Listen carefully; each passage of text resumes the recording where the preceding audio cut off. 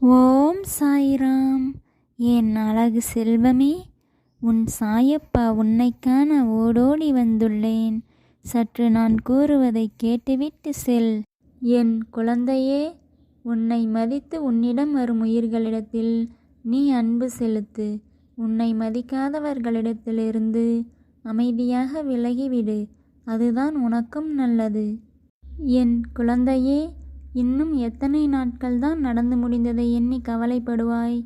சொல் என் குழந்தையே. நீ கவலைப்படுவதால் ஏதாவது மாற்றம் ஏற்படுமா? நீயே சற்று சிந்தித்து பார். உனக்கே உண்மை என்னவென்று புரியும். இவ்வாறு நீ கவலைப்படுவதால் நடந்து முடிந்தது இல்லை என்று ஆகிவிடுமா? சொல்.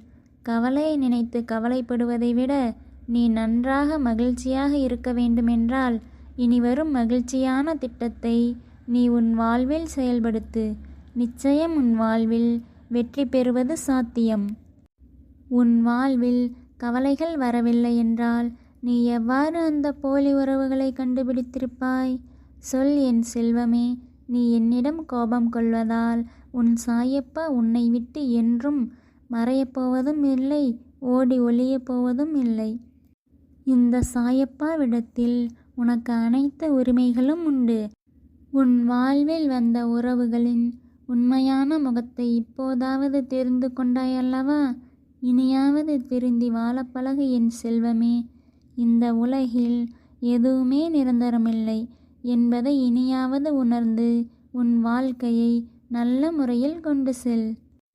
நீ யாருக்கும் தெரியாமல் அழுவது எனக்கு தெரியாது என்று நினைத்து விடாதே. நீ அழுதால் முதலில் கவலைப்படும் உள்ளம் யாராக இருக்க முடியும்? அது உன்மேல் முழுமையாக பாசம் வைத்திருக்கும் உன் சாயப்பாவாகத்தான் இருக்க முடியும்.